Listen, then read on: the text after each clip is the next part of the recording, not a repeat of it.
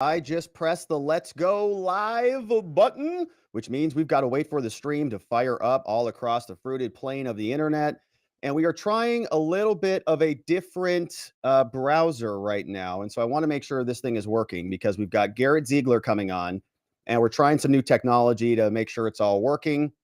So let me know if you're hearing me loud and clear. Hopefully we are coming in. We're going to have our first interview here in a long time. So we're testing some testing. Hopefully we're coming in.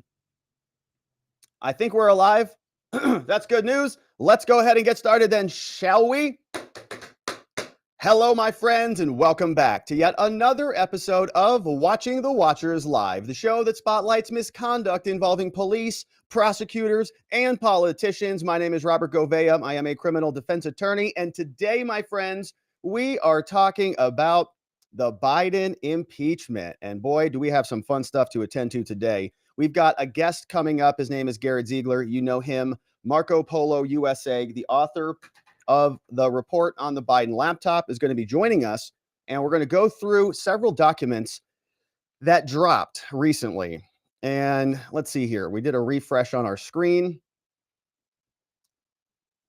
We're skidding in here, as you can see here. But we are going to be going through, oh man, I know what I did. We're going to be going through a couple different documents, and I have them queued up in my show prep file, not in the live file. Here they are. You can see here is what we're going to go through today. We've got the James Biden interview with the IRS. We've got a highly redacted document that Garrett's going to help walk us through. We've got this email between Lesley Wolf and Joseph Ziegler, who, of course, is one of the IRS whistleblowers. And so we'll walk through that. And then I don't know how much time we're going to have because Garrett is right on the way to a speech tonight. And so what we're going to do is see how far we can get, and then we'll go through the rest of the documents if we've got time. But there was a big one where Hunter signed off on this letter. He was on the board of Burisma, and this letter went over to the new prosecutor. Remember, Victor Shokin got fired. This new prosecutor came on board, and then we see a letter coming out from Burisma over to the new prosecutor with Hunter Biden's name on it, basically warning them, saying, look what happened to the prior prosecutor who came down the pike, and so you better watch your back, otherwise you're going to be fired too, or so implies. And so we've got that. Then we've got this other document, Exhibit T9, which is also talking about $10 million fees for Hunter Biden, and it's just for intros. And this came over from some people in the CEFC over to Hunter Biden. And we're saying, what kind of introductions are those for $10 million? And so as you can see, we've got a bunch of exhibits to get through. And man, there was just a ton of these exhibits that dropped. So if you actually go over to the IRS, this is the IRS whistleblowers. I'm sorry, you can click here. This is the House Ways and Means Committee. And the chairman posted all of this stuff. Look at all these documents. Documents galore, baby. Woo! Just keeps going and going and going. And so that's why we're going to hear from Garrett Ziegler here in a little bit once we get going. Then we've also got some really fun clips from the impeachment inquiry proceeding today, which was just kind of a free-for-all, quite frankly. We have Nancy Mace. She was here, and she said that Biden's excuses are now complete and total BS, complete and total BS. And we'll listen to her walk us through exactly why she thinks that is. We also have the impeachment scope memo, which we'll take a look at, a big 30-page document that articulates just how broad and expansive the Biden crime family's criminality actually is. And then we've got other clips from some very interesting people. We know Byron Donalds. We've got Marjorie Taylor Greene. Byron Donalds actually showed up with charts, and he put them up on the screen showing the various structures of the LLCs that were created by the Biden crime family. So we'll hear what he has to say. Marjorie Taylor Greene was also in the House, and she got into it with AOC. Marjorie was saying that she wanted to introduce some photographs. We know what happened the last time she introduced some photographs, so we maybe have to be quick on our fingers here. I've not watched it yet, so we might have to redact it. Somebody let me know if there's any Hunter Biden photographs in there. Oh, gosh. We try to keep it PG here, but sometimes Congress gets out of control. Congress is dropping S-bombs today. We have Representative Crockett, who said that, wait a minute, what are we talking about here with Hunty and Joe when we have Donald Trump who had documents? And she said, in the crapper, all right, in the crapper, but she used the S word. And she's not alone. Okay, Nancy Mace was dropping the S bomb. She called their excuses complete and total BS and said it. And so it's just turning into a fun experience over there in Congress. But the big takeaway, all said and done, you'll hear a lot of spin from both sides of the aisle, from the left, from the right. The Dems say there's no evidence. The Republicans say there's tons of evidence, right? And I happen to side with the Republicans. But where we're at today is at the very initial stages of all of this, and we're just getting started, just cracking the facade of what the Biden family has been involved in. And James Comer is now going to be issuing some subpoenas. And the subpoenas are going to be a lot of fun because those subpoenas are going to banks of Joe Biden and Hunter Biden.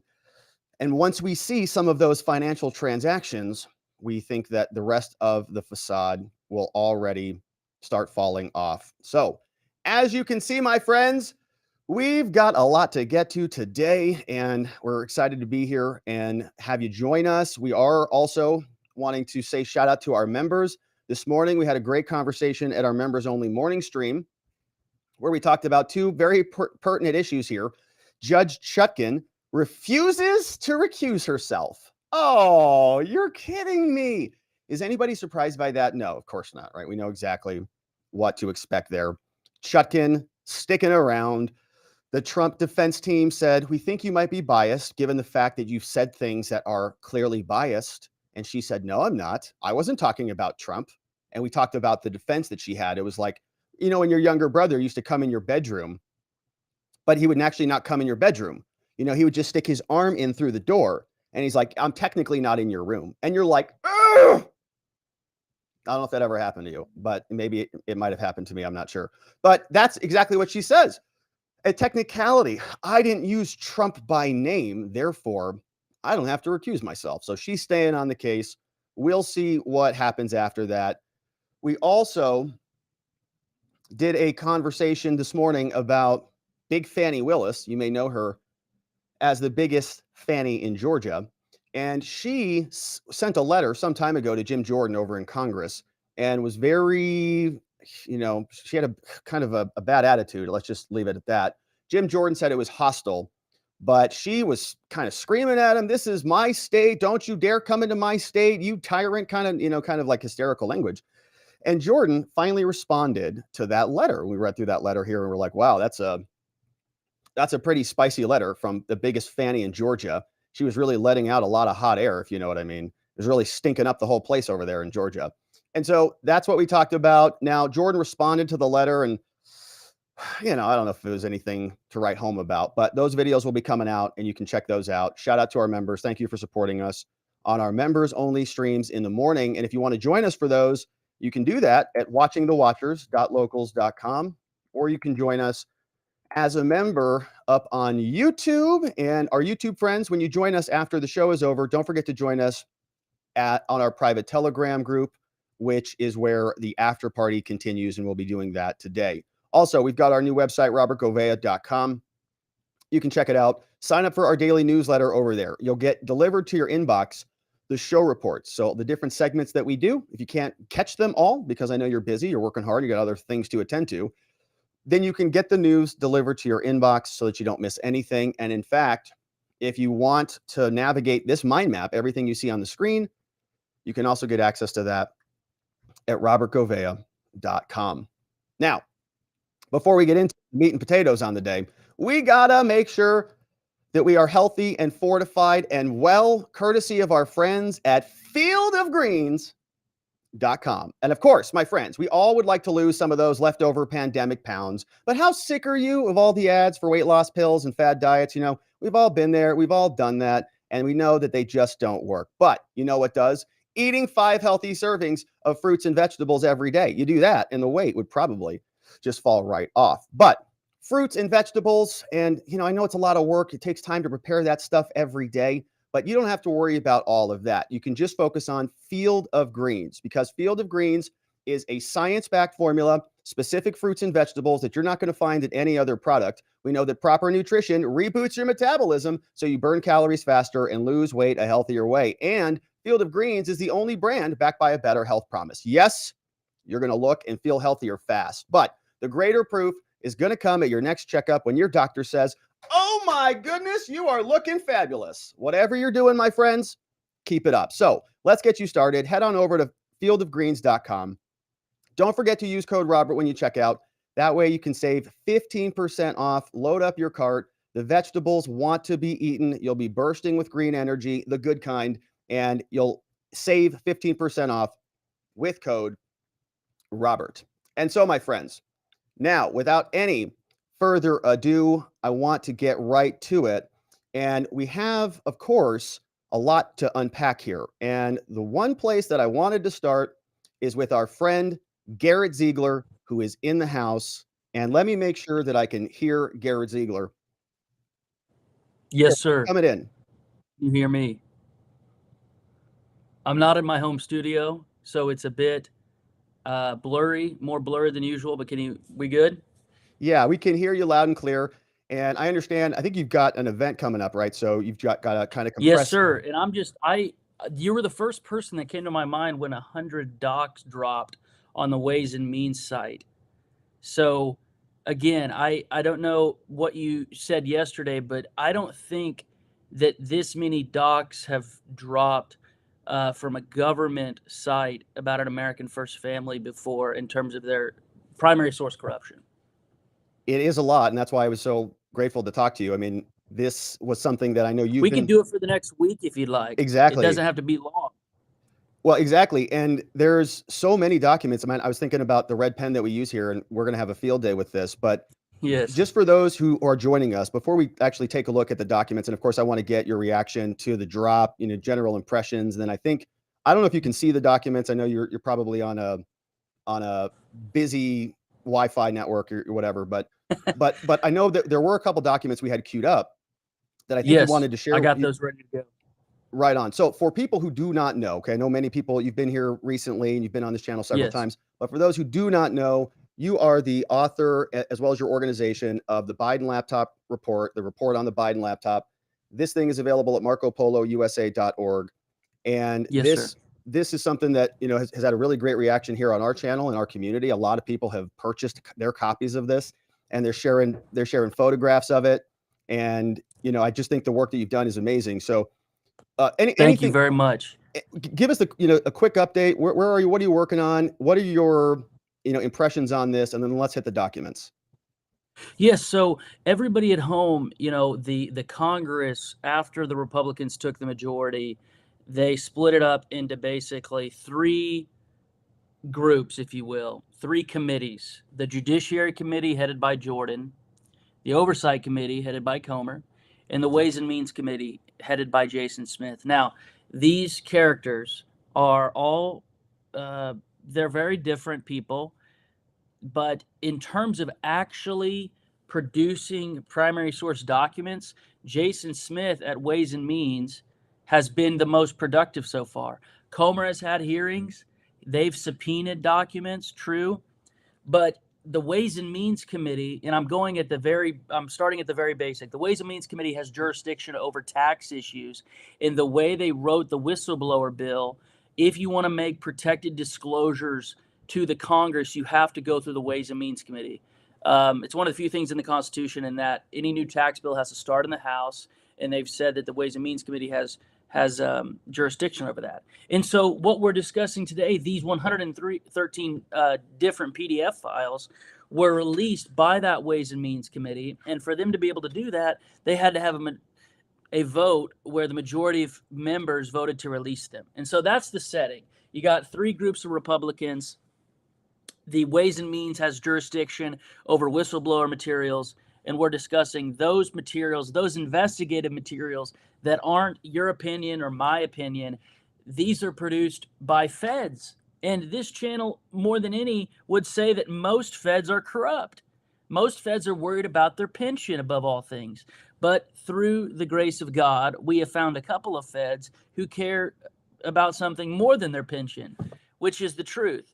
And so these documents are insane because it's what the investigators themselves were going through and considering. So that's the stage. And I'm very proud of Jason Smith because it takes kahunas to release all this stuff. I'm feverish. There's stuff that's new to me. There's a lot that's not because of the laptop, but there are dozens of new communications that point to other felonies. Well, that's why I thought you would be extremely excited about it because as I far as, am excited. I'm a kid in a candy store. Of everybody that I know, I mean, I think you may have, one of the most intimate relationships with this material, right? I mean, you literally, created this whole thing. And so what's interesting Yes. about this is, yes, it came from whistleblowers, it came from the IRS, but we've also got this data that corroborates a lot of what they're saying based on other sources. And you've done the heavy lifting of corroborating a lot of that with public media reports, right? Like Joe Biden's Yes. travel itineraries and things like that. Yes, and everybody can go on MarcoPoloUSA.org and check the Tony Bobulinski WhatsApp messages and compare them to the WhatsApp messages that the investigator subpoenaed and realize they're the exact same. So from an investigative standpoint, everything corroborates. If you, in your day job, I'll call it that, when you're defending somebody who is criminally charged and the prosecution has to prove it beyond a reasonable doubt, if there's any difference between a document from two different data sources, that is your reasonable doubt. We're hitting criminal prosecution standards in this thing. We're not just reaching the preponderance of the evidence in a civil case with Hunter Biden. We're proving it. It's beyond a reasonable doubt that Joey committed FARA violations. Why? Well, because we have the communications of Hunter saying that he's going to contact his dad on behalf of this foreign principal. People have gotten charged and convicted for much less in FARA. Much less. And so let's dig into it a little bit. So let me share the screen with the actual documents and let's get this pulled up. So how do I want to get this organized? Let's see if this looks better. Maybe that's better. So this is just the primary listing, okay? Just so everybody sees the context of what you're talking about, because you mentioned that there were 100, how many did you say? 113 PDFs? 113 PDFs okay, that were released yesterday, about 30 hours ago, and we're almost through every single one of them because we've seen a couple of them before, but there's so much that's new. Yeah, look at this list. I mean, we're at Exhibit 209 here. You've got Joseph Ziegler, who is an IRS whistleblower, and just exhibit after exhibit after exhibit. So it took my guy 10 minutes to download them from the damn site. It's amazing. It really is amazing. And, all of this stuff has been held in reserve for who knows how long, right? Yeah, thank God that Shapley and Ziegler saved these investigative materials. And remember, so there's going to be a lot of liars out there led by the chief liar, Abby Lowell, saying that this is illegal to release, that this is confidential taxpayer information. It's totally false. The whistleblowers went through the statute exactly like the Congress approved. They gave them to the committees under seal, basically, similar to a court sealing, and then the committee members voted to release them. So everything we're talking about is totally above board. When liars on Twitter like Margaret Wheeler, who goes by Empty Wheel, when she's saying that we hacked into Hunter's material, it's wrong on every single level. No one hacked him. So where do we want to start? We've got a bunch of documents pulled up, and so we're going through some of these. Let's start with the Exhibit 401. It's a IRS memorandum of an interview conducted on September 29th, 2022, a year ago tomorrow, with the president's little brother, Uncle Jimmy, James Biden Sr. And it's at the offices of Arnold and Porter, a white shoe firm, you know of them. And it's actually where Naomi Biden works, Hunter's daughter. She's a associate there handling international arbitration issues. And Jimmy is there with his two attorneys. Why he agreed to this FBI interview is beyond me. So this is personally my favorite of the entire 113. Okay, so there's so much here in terms of primary source. We got the names, and when I was on your program last time, you said, or we were talking about at the very end, that we were going to make a directory, right? Yep. A directory of all the IRS names. That has been released. What are we working on right now? We're working on the FBI. So Michelle Hoffman is a new name. Everybody else I knew, weirdly. I know I'm a total nerd, but everybody. We have Christine Puglisi, Joe Ziegler, and then the three attorneys. Lesley Wolf is, according to the whistleblowers themselves, is extremely dirty. Well, and this is just amazing because we've heard from Ziegler publicly. This is one of the whistleblowers, and yes, he was there, right? I mean, everybody keeps saying that there's no evidence, and these whistleblower guys are so far removed. Like, oh, I think Abe was talking about them like they were just like clerical people or like they were just peons over at the IRS. And you're thinking, yeah, this guy, Joseph Ziegler, was in the room with James Biden during this interview, right? The president's brother. yes, totally firsthand. These are right. These are documents that Joseph Ziegler helped prepare, put them in his case file like any two-bit investigator would, and then gave them to Congress and said, when you look at these documents and see what we were asking Jim Biden, you'll see that the charges are so weak they do not match up to the criminal activity exposed, and thus that's why we're blowing the whistle. Okay, so do you want to walk through this, or should we just kind of hit the highlights? This one's a little bit longer. It's about 13 pages. Yes. And so a couple of key things. This, I don't know which page it's on because I did control search, but it's in this document. Jimmy Biden, who, by the way, committed almost as many felonies as Hunter. Jimmy not only looks like Joe, the sitting U.S. president, but he is basically Joe's stand-in in his dealings with Hunter. And again, why he agreed to this interview, I do not know. Jimmy, every single job Jimmy's had has been because of his connection to Joe. He ran bars and nightclubs in Delaware, all the way to being in business with the Chi-Coms with Hunter. And so what he does in this interview, and this is a breakdown of the interview, they obviously reminded him that any false statement under 18 U.S.C. 1001 or 001 is a felony. You know that better than anyone going through the Sussman transcripts. And yeah, and so, let me just pause right here and let me just let me frame this out for a minute, because this is happening, please right? do. This is the president's brother. This is James Biden sitting in the room with all of these people. Look, attorney, and he's a relative and a business associate of Robert Hunter Biden. You've got the investigation's name here, which is Robert Doe. Like, they left Biden off the back end of this, right? It's like, give me a break. Total special treatment. Like, what is that? Garrett Ziegler or Robert Gouveia for you. What is that? Robert Doe? It's because you don't want this searching, popping up on, FOIA requests or something like that? Or we call that the Biden kid gloves. Hunter gets treated like a 13-year-old, even though he's 53. Wild. So all these people are in here, and Lesley Wolf, the person who notified, or her DOJ, right, notified Hunter's people about storage facilities and all this stuff. They're all in the room with James Biden. And so James is there, and this is what the report says. On the above date and time, James Biden, they put James B., president's bro, with his counsel, Paul Fishman, Gelsey, and David, they're all there. They met at the above location for a scheduled interview. We've got whistleblower Ziegler, special agent Puglisi is there. They identified themselves as special agents. A forensic accountant is there, Michelle Hoffman. DOJ tax attorney is there, right? The huge portions of the government are there. Prior to the interview, James B. confirmed he was doing an interview voluntarily, did not need any proffer agreement. If it was needed, they'd let us know. They say here that the tax attorney told James that they had some questions about his interactions with Robert Hunter Biden and the business activities that they participated in together, flow of funds and mental state. And then we get a big, redacted whatever that is. Yep. And I don't know. The Fed's favorite black.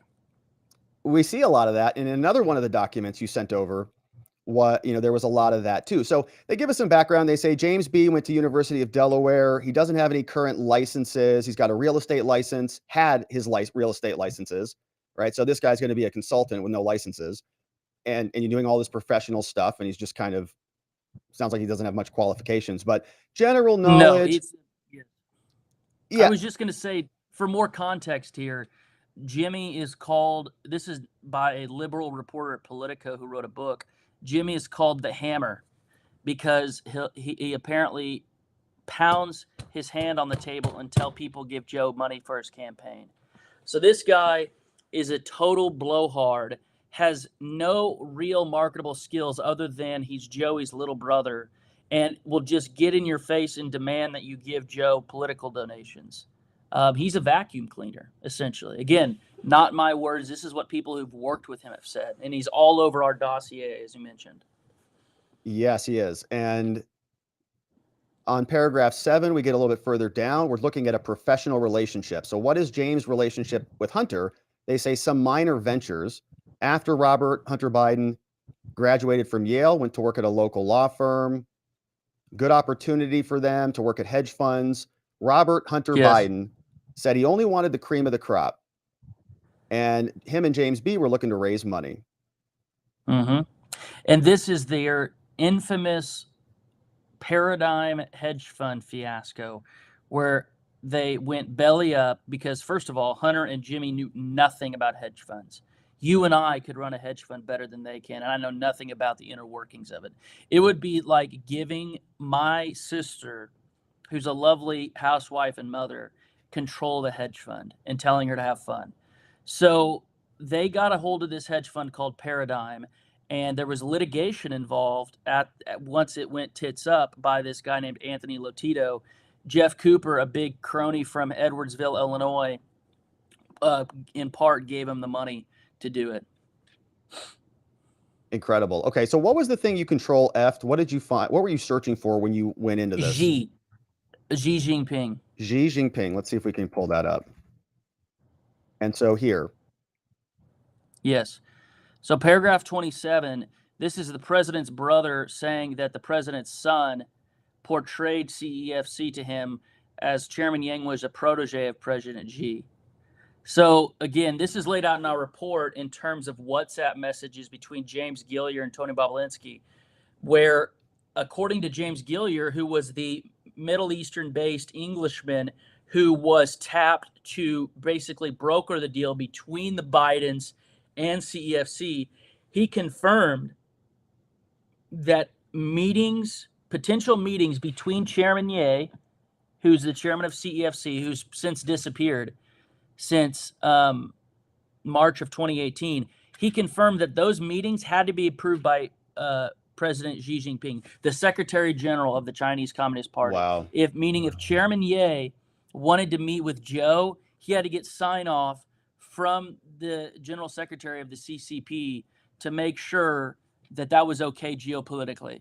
So you have literally the top brass of the CPC, Communist Party of China, going into business with the U.S. president's family. And again, it's not that Hunter was doing this on his lonesome. This is Hunter's uncle telling the feds this. This document was written by Ziegler and Puglisi as a recap of the meeting, and I'm sure they recorded it. But this is a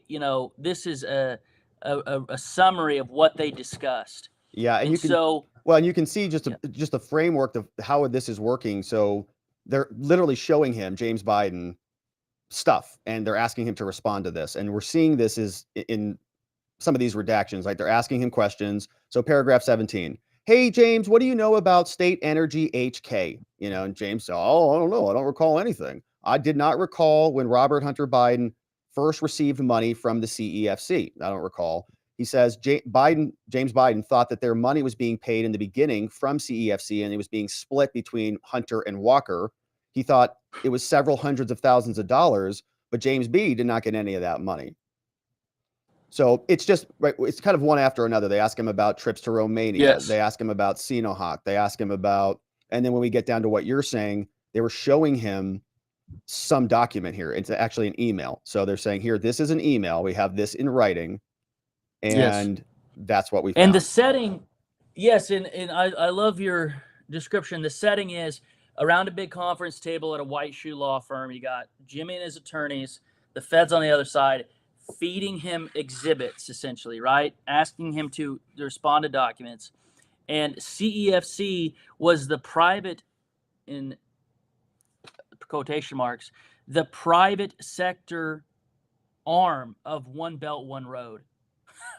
So this isn't like they're in China to make toys, right? And they want to take advantage of it. They're wage arbitrage because the Chinese have slaves. Right. This is wanting to, and it gets into it in this transcript, the Bidens were wanting to help the Chinese buy U.S. energy assets, and they got paid $5.8 million as a basically down payment for these deals that they did.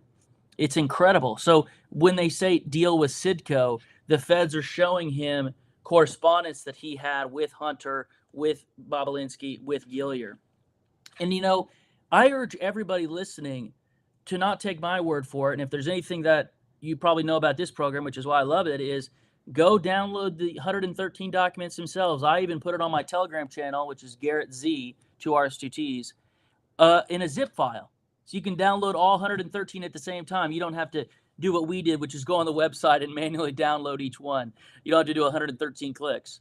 So the reason why I'm saying this is, this to me, as somebody who in my opinion, I know the family better than anybody in the Western world. I'm sure the Chinese have a bigger dossier. I said that on the program last time. But to the Western world, this, in my opinion, has the most meat on the bones, released from yesterday, right? Because it has, it talks about Kevin Morris, the guy suing us. And that's at the end of the document. But here they're getting very specific. You know, James B. convinced the hotel manager to let him in, and they found Robert Hunter Biden in the room with another drug addict. Yeah, this is a spicy paragraph. It says Biden stated that Let's once. read it. Let's read it. Yeah, it says Biden once stated that once Hunter moved out of California, and we just saw this issue pop up yesterday, the question about the wire transfers and where Hunter was at a particular time. So this actually might be relevant to that, because they were saying, the White House was saying that Hunter was living at Joe Biden's house during the pandemic. In 2019 for the pandemic. During the pandemic, which was the dumbest thing I've ever heard. But also, right, that he moved in like he needed a place to stay or something. So that's why the wire transfer had Joe's residence on it. But we went through the timeline on that, and the plea deal said that he was back in California for the summer of 2019, because that's when he got married, and he had, he was recovering essentially. And so this is saying, and I don't know if this is, right around the same time frame, but they say James tells the government that Hunter moved out to California, was completely over the edge. He said, I was trying to communicate with Hunter, and he was not picking up the phone. He says, I'd go out to California approximately once a month for the family to check on Hunter. And James found out that Hunter was in a motel. Hunter would not let James into the hotel, so James sat against the door waiting for Hunter for 2 days. But James Biden convinced the hotel manager to let him in, and they found Hunter in the room with another drug addict. James took Robert Hunter Biden to live in a facility. Initially, Hunter would not get out of the car to go to rehab, but eventually he did. Hunter was supposed to be at the rehab facility for the month, but stayed for a week or two. Says Biden recalled Hunter being reckless and taking his Porsche out on the Pacific Coast Highway to see how fast the car could go. Hunter was meeting drug dealers late at night and was completely out of control. This is a 48-year-old man at the time. It's crazy. This isn't your college buddy who, got a line of cocaine and lost his mind for a couple weeks when you guys were undergrads. I'm just throwing that out there. This is a 48-year-old man who at the time was still on the board of Burisma. So when you read paragraph 39 right there, Hunter Biden was still being paid 37,000 euros a month by Burisma to be on his board at that time. Remember, he doesn't get off the board of Burisma until April of 2019. So this isn't about just a drug addict, although from a sociological standpoint, that whole paragraph is hilarious. It's not about his drug addiction. It's about he was still doing all these corrupt business deals while he was addicted. Ergo, they weren't paying him for any legitimate services, not any. Right. He's consulting, right? And Abe had that one clip. He actually blasted Scarborough. Abby. Abby. He has a girl name. Abby. Okay. Yeah. Thank you for the correction. So Abby, we were talking about him. He's painting this picture out there in the media that Hunter's this highly qualified, like, ultra star athlete or something like that with all of his business credentials, went to Yale Law School and the whole thing.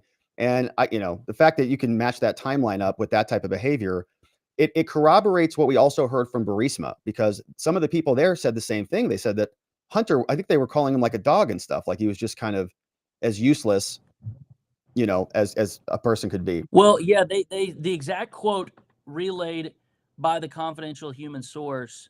By the way, can I make news on your program? We have it pretty well down pat that we know who the confidential human source is. This has never been released to the world, but we're 95% sure that it's Alexander Oshenko. And I'll post information about him, and we can go do another whole show about that. But Oshenko, who we believe to be the confidential human source, yeah, Brandon Rudder in the live chat, he got it. He got it. McCullough conveyed to the CHS that his dog was smarter than Hunter. That's right. So this is not a situation where they have any plausible deniability, any. Yeah. Meaning Hunter can't say. I mean, in his book, in his semi-fictional memoir, he makes up that he was qualified to be on Burisma's board because he was an attorney who working on corporate governance.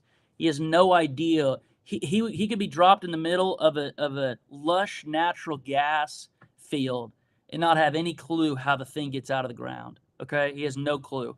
So let's scroll up a little bit on page 12 of 13 because it's going to talk about Morris. There it I is. ain't no senator's son. That's a very good point. We actually produced to the live chat, and I love interacting with these folks. Hope you're not mad. No, not at The all. live chat, we produced a 3-minute meme music video of photos and videos of Hunter Biden to that song by Creedence Clearwater Revival. I ain't no senator's son. So I'll post that.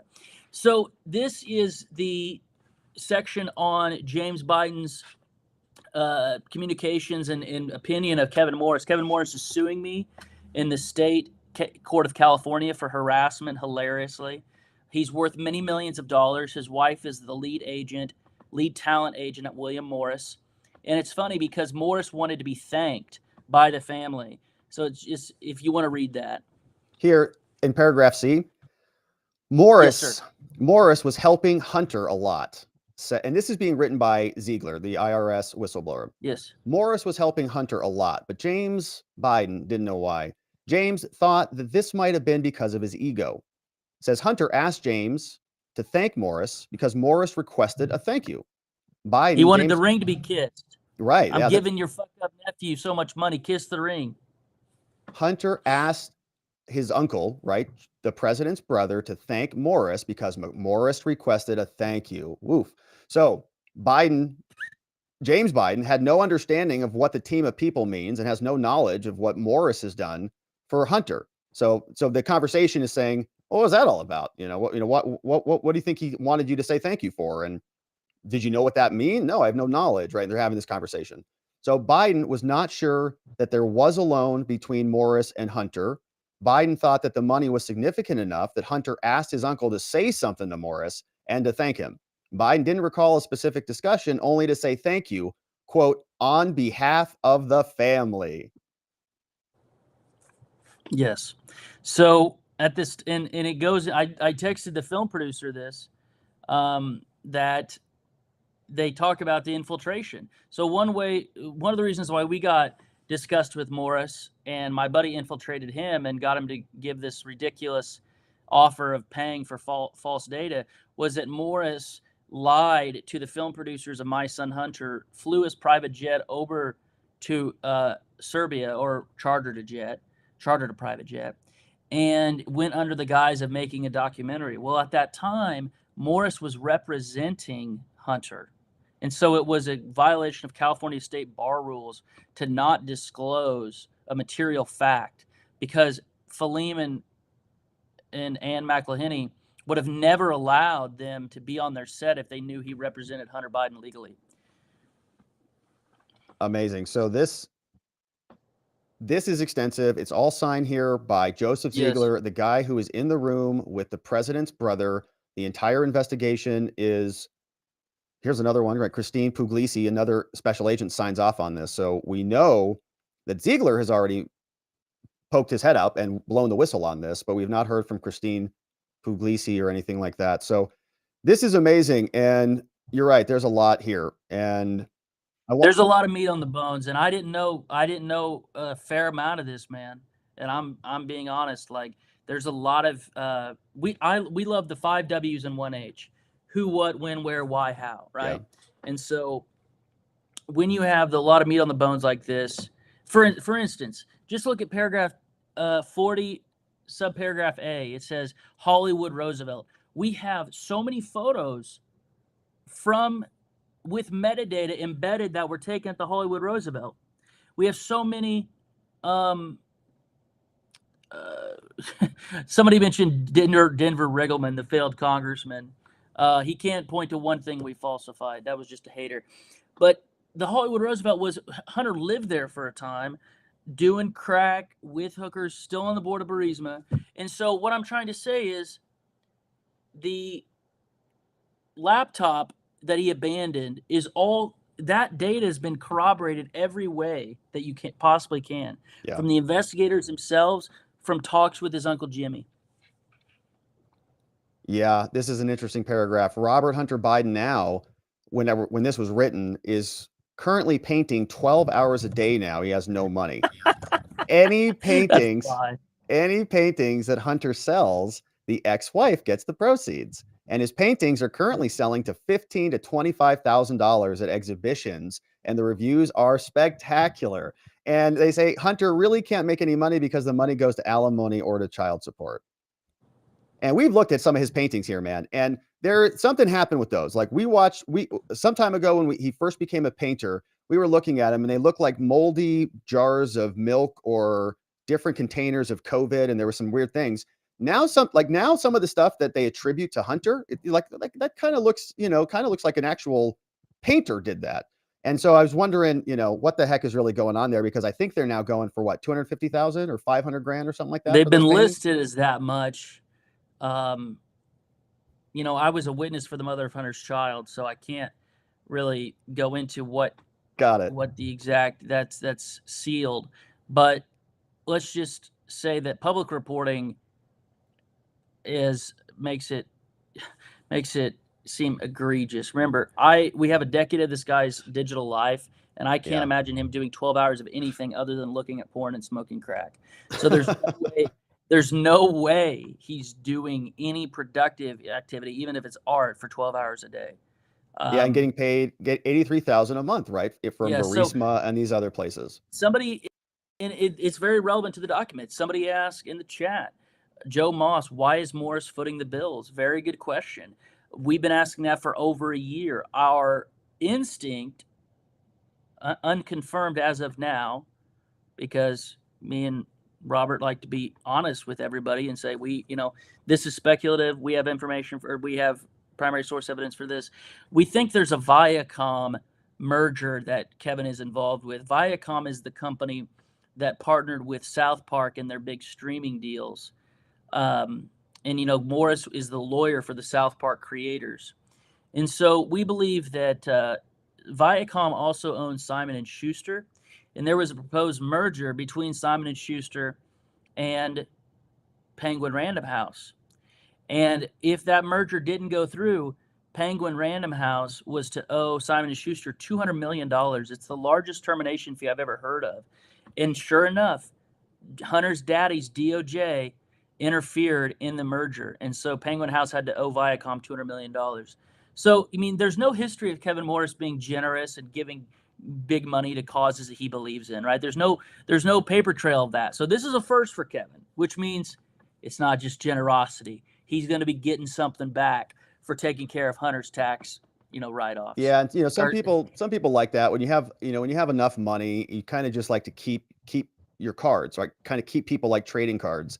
And it's nice to have people owe you stuff. And if you've got a crackhead like Hunter who needs, $2 million or whatever the total was in taxes paid off, and has access to the president, that's kind of a nice relationship to connect to. I totally agree. It's why our organization exists, is to expose blackmail. And so, and blackmail doesn't just come, through, oh, you had an affair once and we have a tape. It's leverage. So Morris is buying leverage over the U.S. First Family with these payments. Right. Even if he hasn't gotten a payout yet, it's leverage that he can use in the future. Yeah, this is a meaty document, and I want to be respectful of your time. I know we had a couple other documents. Was Yes, there anything else you wanted to we touch do. on, or? Well, let's go to the shortest one. We'll do the second one. It is Exhibit 210. It's just one page. It's an email between Joseph Ziegler and Lesley Wolf, but it's forwarding the original email from Jack Morgan at the Justice Department. So, in our report, we break it down: business-related crimes, sex-related crimes, drug-related crimes. And the sex-related crimes run the gamut from just simple solicitation to participating in sex trafficking. By definition, every single element of the statute is met. Hunter was moving women across state lines for the purposes of sex. If you go down to a little bit, the email on October 21st, 2020 from Jack Morgan, Criminal Tax Division at the DOJ, he's literally listing Mann Act violations from Hunter Biden. Look at Exhibits 1 and 2. Communications with Trafficker 1, communications with Trafficker 2. I posted this on my personal Telegram channel yesterday. So I said even the corrupt DOJ knows that Hunter Biden trafficked females. All right, so real quick, just to pause on it. So Jack Morgan, he's with tax. Is that correct? Yes, he is an attorney at the DOJ. In the tax division, not civil, criminal. Okay, so he sends this email. So it's October 21st, 2020. All right, so not that long ago. And we've got, and October 21st, right? I think that's the date. I might have read over it. But 2020. Yeah, I mean, that's before the election, right? So we've got, like, this is critical stuff that we're all talking about. So we've got Lesley Wolf, who we've talked to here. So tax sends an email on Wednesday to Lesley Wolf, who is over with the Department of Justice, copies a couple people on it. This guy, Mark Daly, Carly Hudson, and the subject is the Mann Act. So tax to DOJ, Mann. He says, hey, Lesley, attached are some, but not all, of the relevant documents related to SM and solicitation. I summarize the contents below. The highlighted records are those that are most probative for Mann Act purposes. And says here, so we got a bunch of redactions on this. So quote, redacted on all of these. But Exhibit 1 are communications with trafficker number 1, communications with trafficker number 2, whoever these people are. We got these highlighted Exhibits 3 and 4. Communication with blank, redacted, appears to have traveled from LAX to BOS, likely an escort, right? And we actually have a pretty good idea on who number 3 and 4 are, but we don't go public with them until we know for sure. But all these that were in our report at marcopolousa.org in terms of the statute side of themselves. So when Alex Diaz from the U.S. Sun wrote an article last summer about our research, he messaged Hunter's attorney, Chris Clark, at the time to ask him for comment, because Alex Diaz is an honorable writer and wanted Chris Clark to respond on behalf of Hunter if he wanted to. And he said, the Mann Act? Are you guys effing kidding me? The Mann Act? So Hunter's attorney was dismissing this, scoffing at it, saying, my client's never violated the Mann Act. We literally have government attorneys listing out by exhibit what these people did. The president's family trafficked females. Not my opinion. Probably a liberal Democratic donor named Jack Morgan from the DOJ says this. Multiple traffickers. Right. And then Exhibit 4, here's another one, right? JFK to BOS, another likely escort. Exhibit 5, communications with redacted. A text chain suggests that she traveled to Delaware and that SM paid money to her. In other texts, however, she says, I'm not some hooker or escort. So then Exhibit 6, another communication with redacted. In Hunter's mind, you are. Yeah, exactly. Right. Yeah. You might not think that, but that's what Hunter was doing. Says SM request. Go ahead. No. Go ahead. Sorry. I was going to say Exhibit 6, communication with blank. SM requests her to travel to see him. She indicates that she will if he will buy the plane ticket. Unclear if the ticket was ever purchased. Unclear if an escort. And then 7, communication with blank, who appears to self-identify as a hooker. Some indication she might be traveling from New Jersey to New York. And then kind of the same story, right? Exhibit 8 is communication with somebody appears to drive from MA to NYC to see her. Unclear if she's an escort. And Exhibit 9, same thing. Unclear if that woman is an escort, but offers to buy a ticket on that one. And what this amounts to, right? And so the ASUA, Lesley Wolf, Carly Hudson's another ASUA. She's going to forward that to Ziegler, who's the case agent, right? So Right. Ziegler's the case agent at the IRS, and she also forwards it to a couple of case agents at the FBI, saying, "Hey, here's what the DOJ line attorneys have come up with." And of course, they knew this before the presidential selection, I should say. Yeah. And it just confirms our dossier. They're suing us for a ridiculous computer fraud and abuse act. Hunter's abandoned copy of his hard drive doesn't even meet the freaking definition of a computer in the CFAA. It's going to get dismissed. And then the second one is harassment, even though I've never even been around Kevin Moore. So the reason why I bring that up is not just to talk about me, it's to say this is incontrovertible. Right. No matter if you hate me or love me, this is reality. The president's family trafficked females. What did this amount to in Hunter's daily life? Texting pimps, who can you get me? Flying some of them across the country to give him foot jobs, blow jobs, and coke. Yeah, and this is the DOJ being complicit in this, right? Because we have other testimony from the same people who are in the same room. Why has he not been indicted in 2021? Chris Tagani, who's in Delaware, or who's from Delaware, who's become a friend of mine, he was prosecuted by David Weiss, the same guy who's the special counsel. In less time between this, like he was prosecuted, had a trial, or convicted and sentenced, and completed his sentence before this investigation has ended. Right. What I'm trying to say is October 21st, 2020, a normal indictment comes down the pike like the following spring at the latest. Like, why isn't Hunter Biden indicted for Mann Act violations March 1st, 2021? But for who his daddy is. Right. For those tuning in, you know that the FBI gave it the code name Sportsman because it was a tongue-in-cheek thing, because when his sister-in-law threw the gun in the trash can, the agents asked him, "Why did you have a gun?" He said, "I use it for target practice," even though he never used it for target practice. So they called him a sportsman because of that. Hilariously. Yeah, well, and that's my question on this is why is everybody covering up for this guy so hard in the FBI, in the DOJ, all of the gatekeepers, the people who are doing the investigations, they see it clear as day, right? And they're outraged that this is what they signed up to do, to go prosecute these types of criminals, and they're not allowed to do that. So what is it at the DOJ or the FBI, or even just within the structure of our government, that allows people like Menendez, who, I called Menendez the mini Joe Biden because it was kind of the same thing. He was just a dumber version of it. He just had actual gold bars, where they just wrap theirs up in LLCs. It's not that much different. But they, these people are allowed to kind of stick around for some time. It feels like they just pull them out, and now they needed to remove Trump, so they're going to protect Joe Biden, and they needed a distraction with Menendez or whatever it is. But I mean, the layers, man, it's so deep. And, on another quick point, like they delayed that, like all of this was delayed. Everything that we're looking at on this document was intentionally pushed back extremely far. I agree. Because of the election. I mean, like specifically, they said, well, we're too close to the election. We don't want to impact the outcome of the election. And prior to Joe being the actual nominee, they didn't want to impact the primaries. Right. So that's why they couldn't move on him. And so and then now he became president. So now and no statute passed by our duly elected representatives authorizes that.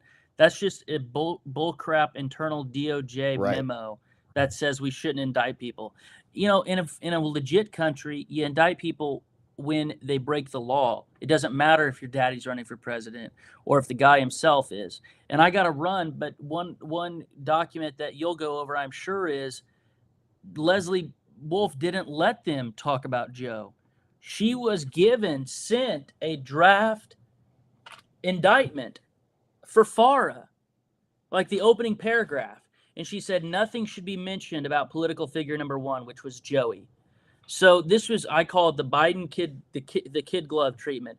Everybody's afraid of these guys. And I think it's because people aren't willing to put it all on the line. You know, one of the reasons why I admire you is because I think you'd be willing to give up your sacred honor, your fortune, and your life for the nation. And there's so many people that would never do that, and our founders did. And that should inspire all of us. Most people won't even give up a pension. Gary Shapley's going to, because he's going to be persecuted. You know what? If somebody, and this is the last thing I'll say, somebody asked in the chat, have I given this all to Congress? Of course I have. Back in the end of 2022, to all their staff, all three committees. And what it's going to take is, again, courage to give up one's pension and rock the boat a little bit. This isn't even hard.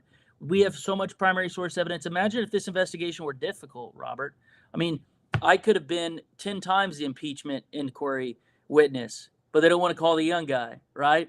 So, and I'm not even being hubristic. I'd be the first to tell you, if I couldn't testify on a topic, I would raise my hand saying, I'm not comfortable here, man. You know, get somebody else.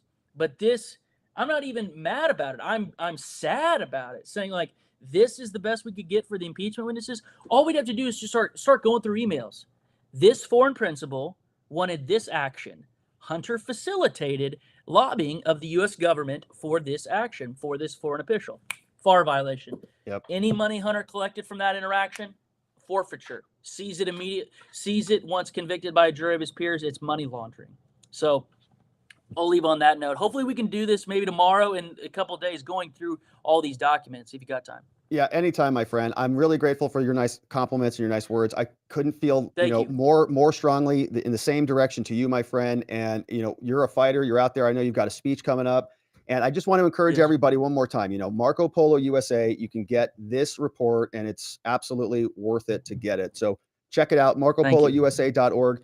Garrett, thank you so much, man. You're a fighter out there. Thank you for your time. Thank you for the love platform. having you. Have a great talk. We'll talk to you soon. Speak soon. All right. See you, Garrett. Bye-bye.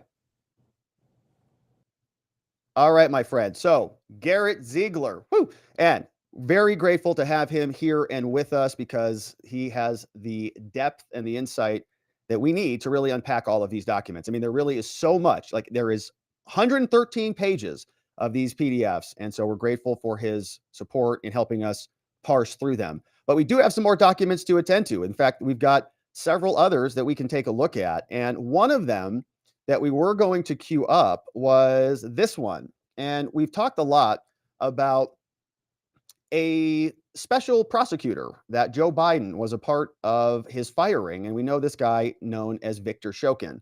And this is another exhibit, Exhibit 312B. You can see this is a letter from Burisma. And Burisma is where Hunter Biden was on the board. We just heard from Garrett Ziegler. He explained a lot of that Hunter was basically a crackhead in hotel rooms while he was this so-called independent director at Burisma.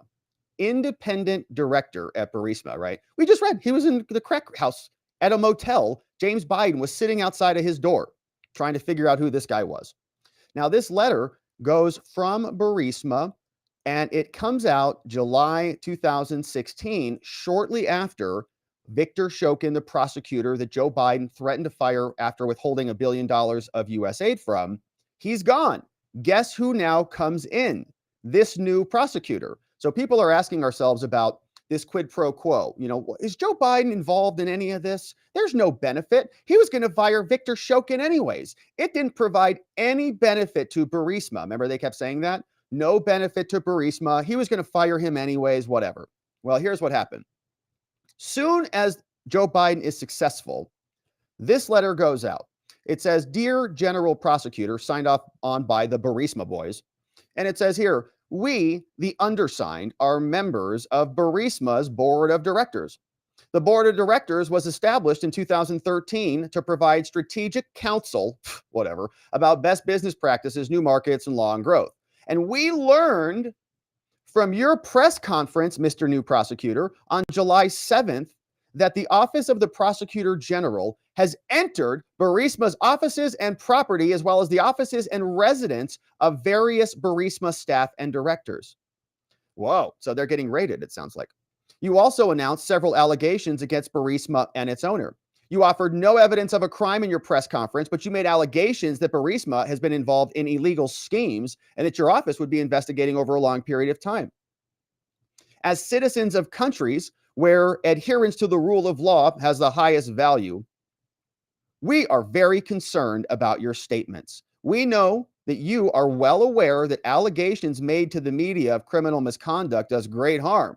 And as members of the board of directors, we respectfully request that allegations of criminal activity made by you or your officials in your office cease, and that any investigation be conducted consistent with the fairness and the rule of law. In matters of this nature, the appropriate steps to be taken consistent with the rule of law is to conduct an investigation and prosecute in a court of law. As you know, Burisma has at no time refused to cooperate with your office. And with this letter, we want to reiterate that Burisma is going to fully cooperate with you. That said, we expect that the activities with your office with regard to Burisma will proceed with fairness. We provide energy and a lot of stuff to Ukrainian people. Burisma is fully committed to ensuring that Ukraine is no longer energy dependent, and it's therefore essential. Look at this. It is therefore essential that your investigation, Mr. New Prosecutor, does not in any way inhibit or restrict our energy production. To do so would not only be a huge disruption in Ukraine, but it would cause great harm to our economy. Moreover, it's imperative that the allegations of criminal activity made to the media about Burisma or Nikolai Zolchevsky come to an end. While Burisma will cooperate with the investigation, we as members of the board of directors will not keep silent in the face of condemnations of Burisma, a company that has not been proven to be engaged in illegal actions.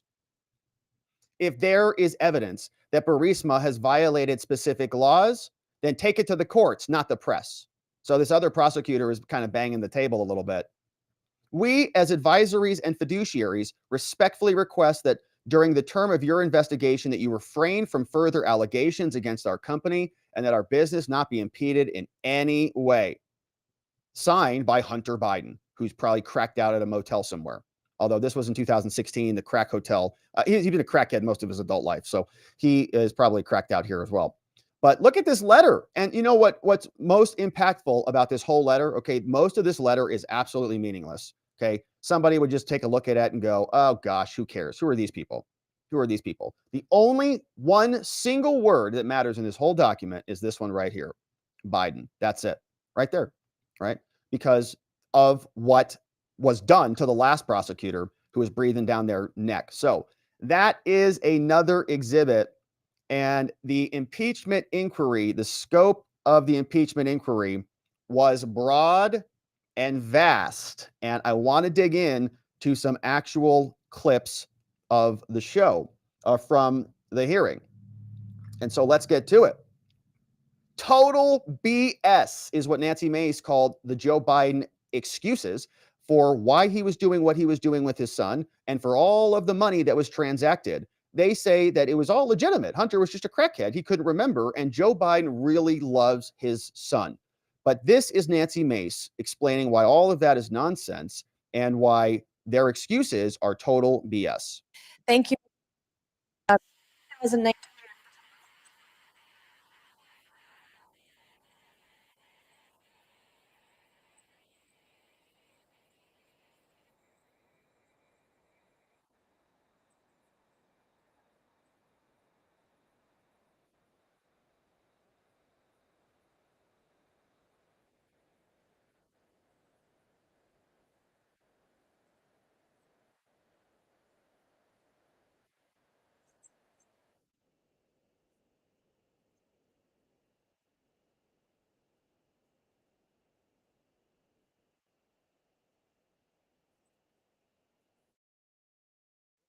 There's no audio?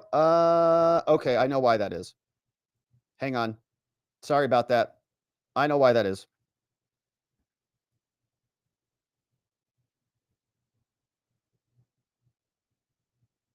Pretty sure. Hang on a second.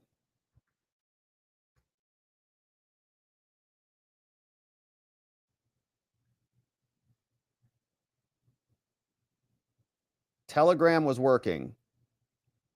Okay, let's try this again. I think it's because I was on the wrong browser. Thank you, Mr. Chairman. In 2019, Representative Raskin didn't think a House vote was needed for an actual impeachment inquiry.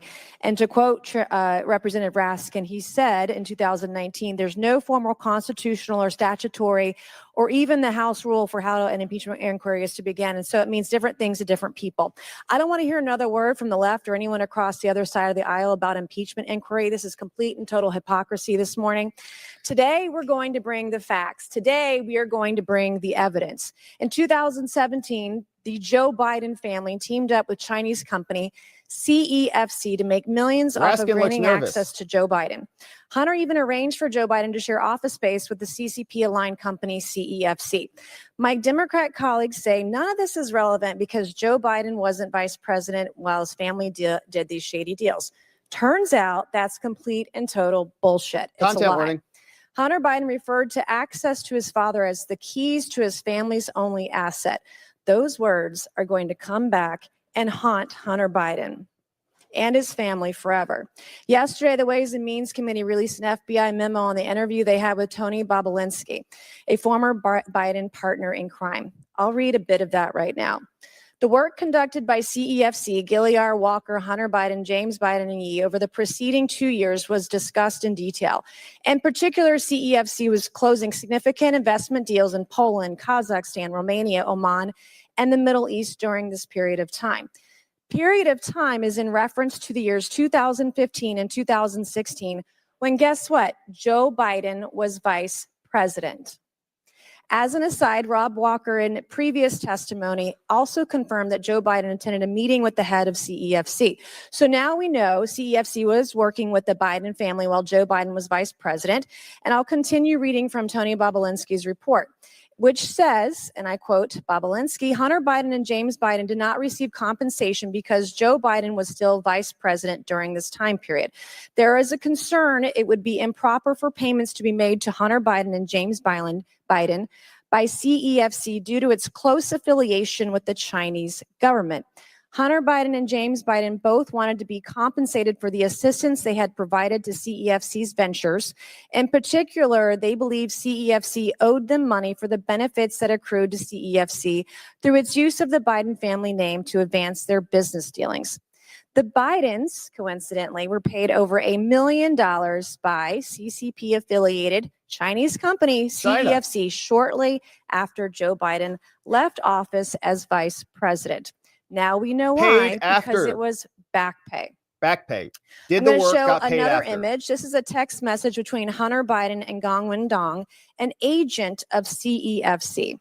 Hunter says, my uncle will be here with his brother, in all caps, who would like to say hello to the chairman. He goes on, Jim's brother, if he's coming, wants to say hello. His uncle's brother.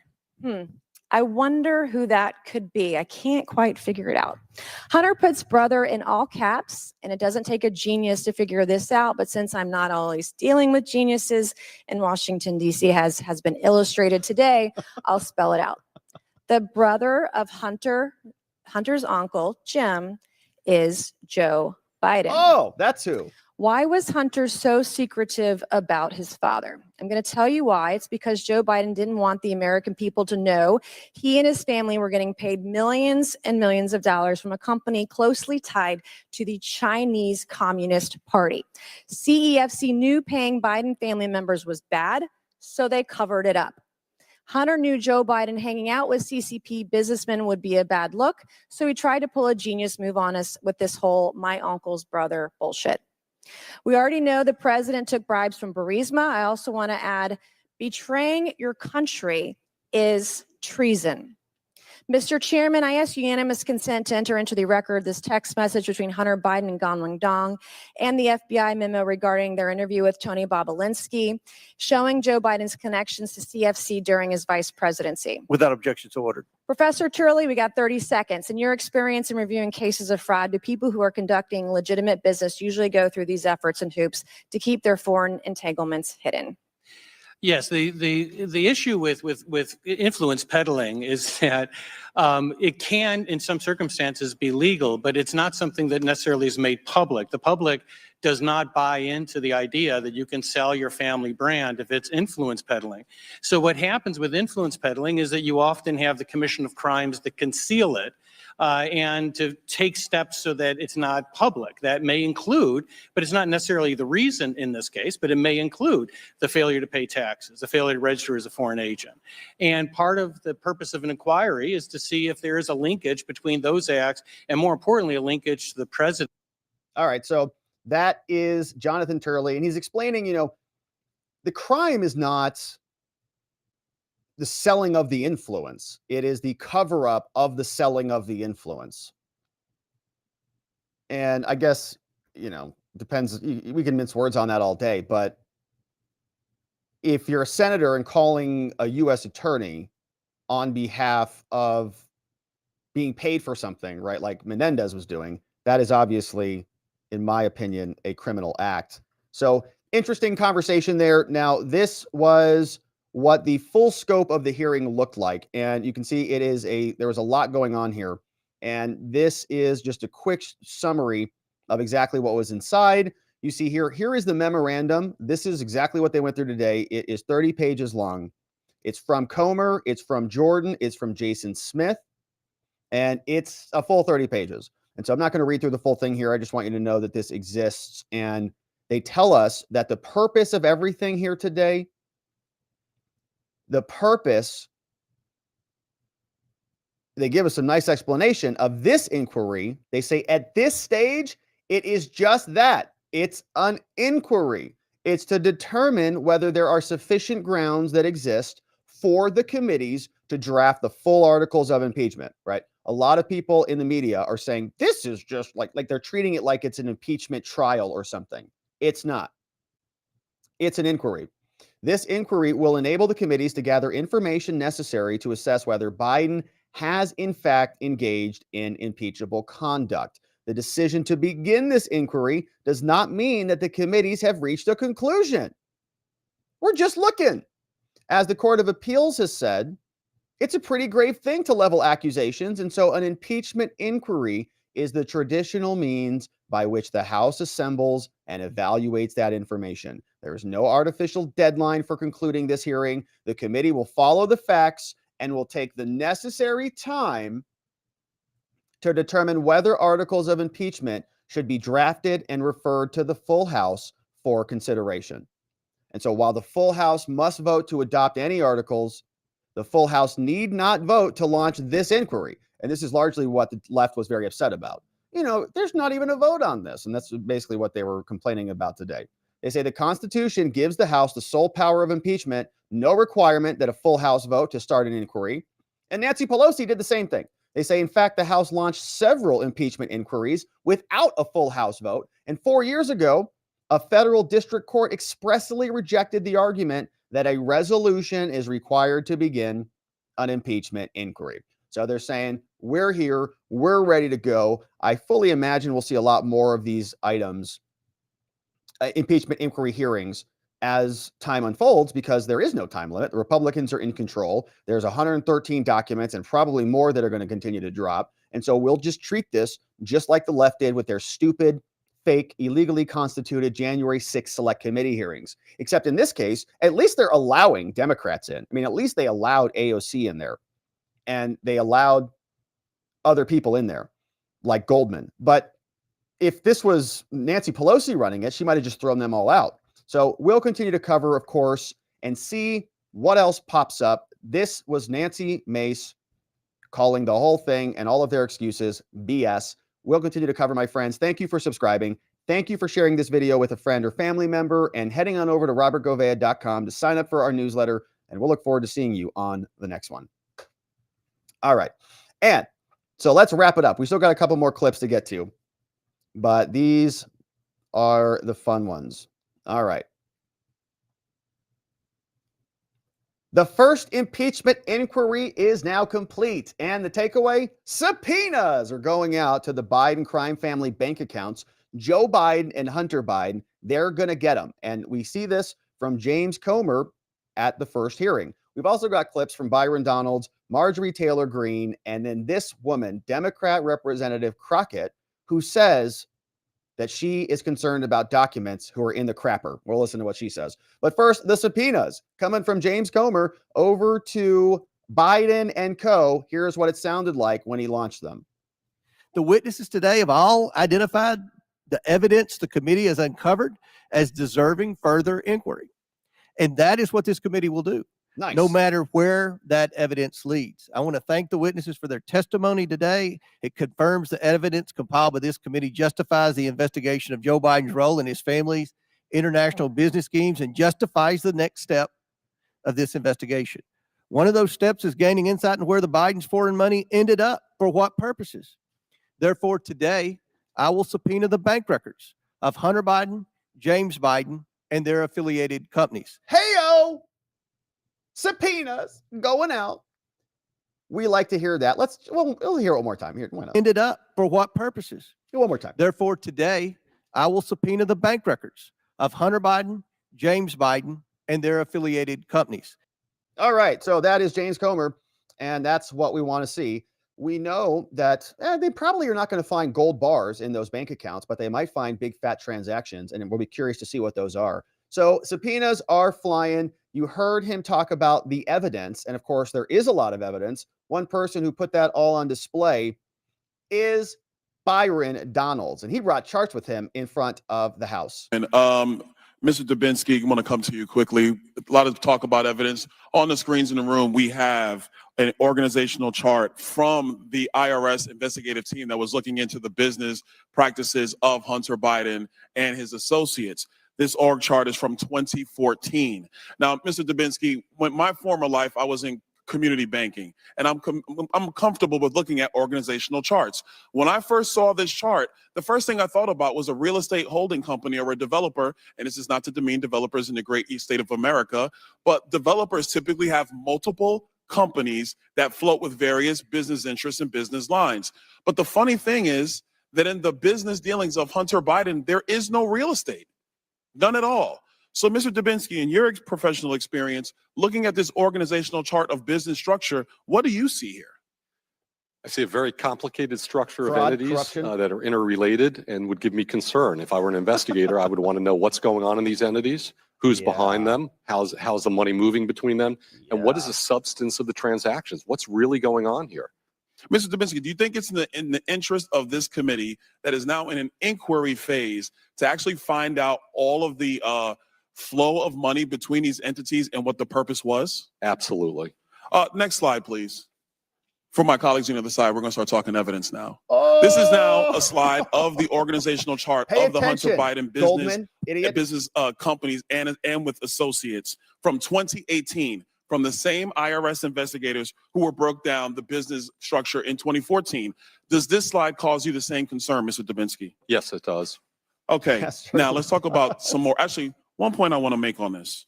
Ladies and gentlemen, and I know it's kind of small, so I would love to submit, I will submit all this for the record. I would love my colleagues on the other side to see this.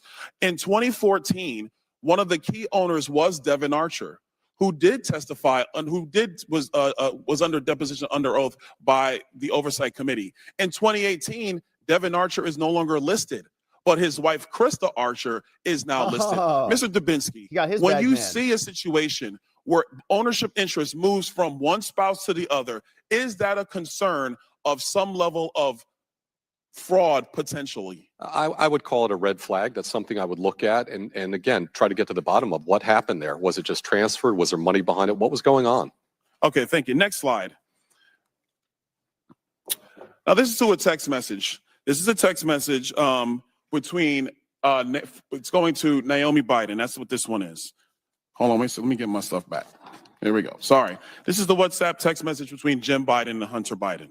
In this text message, it clearly says, anyway, we can talk later, but you've been drawn into something purely for the purpose of protecting dad. Let me give full context on this. Message looks like it's Hunter Biden sending this to Jim Biden. Right? And they've got this recreated, it looks like, from 3/21/2018. Hunter sends to Jim, the president's bro. Send me text saying what you told me over the phone, please. If you no longer wish to be involved in this venture, regardless of how tangentially I need it in writing. Because you have pointed out over and over again, this is Hunter, you cannot be my uncle or my protector and counsel if you don't have all the information. Well, this time I don't have any information at all. And these guys may or may not be something different than I thought. I promise I did everything I could to make certain that they adhered to our standards. But Jesus, this is insanely complicated, Hunter. Anyway, we can talk later, but you have been drawn into something purely for the purpose of protecting Dad. And I know any of the BS money is mine ultimately. And I know any of the BS money is mine ultimately. And I don't know if BS is referencing something. This is between Hunter Biden and Jim Biden. Last time I checked, the father of Jim Biden and Joe Biden is now passed away. So I'm assuming this is Hunter Biden saying to Jim Biden, the president's brother, that you've been brought in this for the sole purpose of protecting Dad. Miss O'Connor, do you think that this text message would lead this committee to get further information about the business dealings of Hunter Biden and how that actually links to Jim Biden, the president's brother, and why they are so concerned with protecting Dad, AKA Joe Biden, AKA the president of the United States? Yes. Thank you. Next slide, please. Let's go. This is a text message between Hunter Biden and Naomi Biden. And this one is a famous one. Everybody knows this one. This is the famous one that says, I hope you all do what I did and pay for everything for this entire family for 30 years. It's really hard. But don't worry, unlike Pop, I won't make you give me half your salary.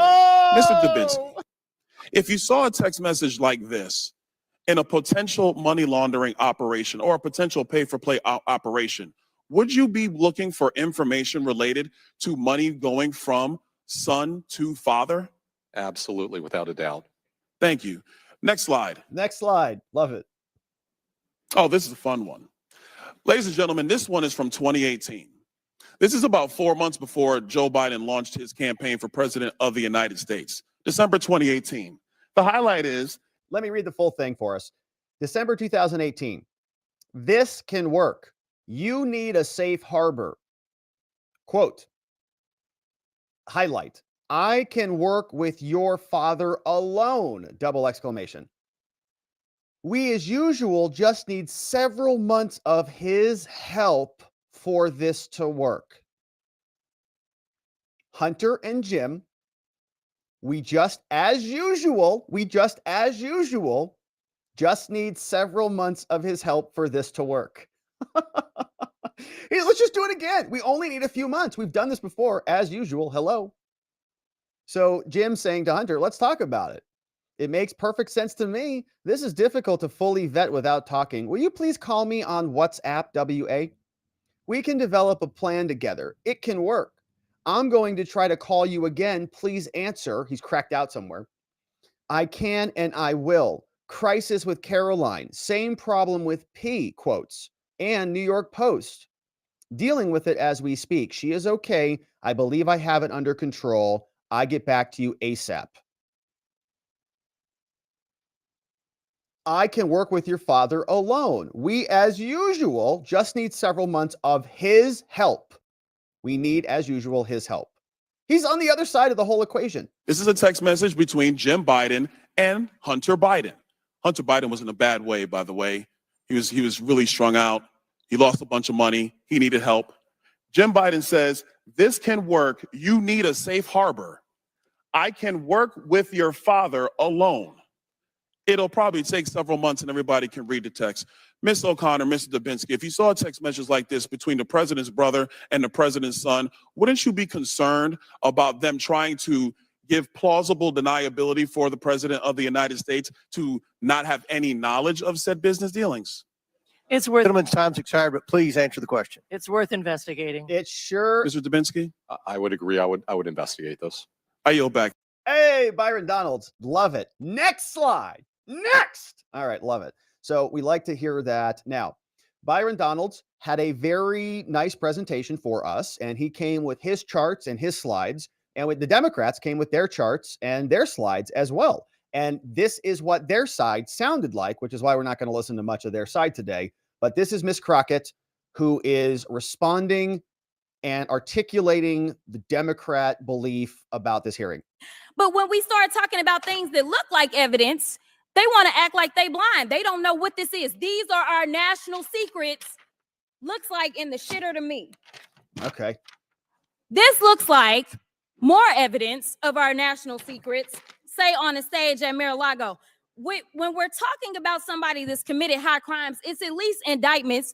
Let's say 32 counts related to unauthorized retention of national security secrets, 7 counts related to obstructing the investigation, 3 false statements, 1 count of conspiracy to defraud the United States, falsifying business records, conspiracy to defraud the United States, 2 counts related to efforts to obstruct the vote certification proceedings, 1 count of conspiracy to violate civil rights, 23 counts related to forgery or false document statements, 8 counts related to soliciting, and I could go on because he's got 91 counts pending right now. But I will tell you what the president has been guilty of. He has unfortunately been guilty of loving his child unconditionally, and that is the only evidence that they have brought forward. And honestly, I hope and pray that my parents love me half as much as he loves his child. I hope Until so, they too. find some evidence, we need to get back to the people's work, which means keeping this government open so that people don't go hungry in the streets of the United States. And I will yield. Okay, so we have a situation in Congress, it sounded like, because I think she's confused because something happened where she just read off a bunch of indictment charges. And I don't know what point she's making because Donald Trump has literally been indicted for those things. So the DOJ is already working against one person they allegedly suspect of a crime. All the Republicans are saying is prosecute Joe Biden, right? So she's kind of making their point. Like she's making the Republicans' point. Look, Trump has been prosecuted 91 times, blah, blah, blah, blah, blah. Okay, okay, he has been indicted. Are you upset that he has not been indicted? He's already been impeached twice. He's been indicted 4 times. What else do you want? Do you want him to be executed? Like, he's already been indicted. What else do you want to indict him again or again and again and again and again? What are you even complaining about that for? This is a Biden hearing, and she's talking about Trump's docs in the crapper. So, all right. Anyways, that's what's happening in Congress. Now, Marjorie Taylor Greene also came, and she brought some documents that she tried to get admitted. And let's see if this will load. We're having some interesting technological things happening today. And I know I have it backed up, I believe. Let's see if this works. Chair now recognizes Ms. Green from Georgia. Hopefully this audio comes through. Thank you, Mr. Chairman. On July 25th, 2023, Chairman Comer and I sent the Department of Justice a letter requesting information related to victims of Hunter Biden, specifically women he sexually exploited and then claimed as deductions on his taxes through his law firm. But he never paid those taxes. Not surprisingly, the Department of Justice did not respond. After the DOJ's sweetheart Hunter. It just dunked out. All right. Here, let me see if I can find it another way. That video, I think that video file was bad. So 1 second. Let me pull this up another way. I think we've got it on X.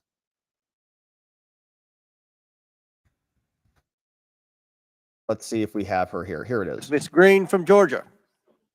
Thank you, Mr. Chairman. On July 25th, 2023, Chairman Comer and I sent the Department of Justice a letter requesting information related to victims of Hunter Biden, specifically women he sexually exploited and then claimed as deductions on his taxes through his law firm. But he never paid those taxes. Not surprisingly, the Department of Justice did not respond. after the DOJ's sweetheart Hunter Biden deal fell apart, by the way, led by the special counsel David Weiss, on September 8th, 2023, Chairman Comer and I again sent a letter to the same DOJ officials asking about victims' rights issues related to Hunter Biden's sexual exploitations. DOJ once again failed to respond. Well, yesterday I found out why they don't want to talk with us. In a new email just released, by the way, from October 2020, could you please display the email? The Delaware U.S. Attorney's Office, DOJ, Tax, FBI, and IRS described evidence they have related to Mann Act violations. By the way, the subject of the email says Mann Act. First, the title, Mann Act. Then it's clear there are charges on the table while the Department of Justice is in hiding from meeting with me. The Department of Justice and IRS email and David Weiss's Delaware U.S. Attorney's Office, the email states there are communications with trafficker number 1 and trafficker number 2, and that Hunter Biden had escorts who traveled across state lines. These women are victims, and the Department of Justice is refusing to protect their rights. Not only that, David Weiss, the now special counsel in charge of supposedly investigating Hunter Biden, has been clearly covering up Hunter Biden's crimes since before the 2020 election, which is undoubtedly election interference. David Weiss is complicit and must be removed from the special counsel. Absolutely. I can't believe he got promoted in the first place. We also have more information we subpoenaed. Let me give you an even better example based on an interview with one of Hunter Biden's victims with law enforcement. It says here that the victim, Hunter Biden's victim, stated that Biden told her that his father was the vice president and asked to Google search his name. Hunter Biden's victim stated she told Biden she was not interested in Google searching his name and just wanted to be paid. Hunter Biden's victim stated that Biden then showed her a picture of his father with President Barack Obama. Don't forget his father was vice president then. Hunter Biden's victim stated after she was shown the aforementioned picture, who was the vice president of the United States with the president of the United States, Barack Obama, she became afraid. After Hunter Biden's victim left the location, she arrived back at her apartment and told her friend, who she was just with, Hunter Biden's victim stated that her friend told her, "You have no idea who you're dealing with." These women were terrified, terrified. And trafficked He around used and his covered father, up Hunter Biden by used the his DOJ. father, the vice president of the United States, to threaten his victim, who he had just trafficked for sex. And the Department of Justice refuses to speak to me.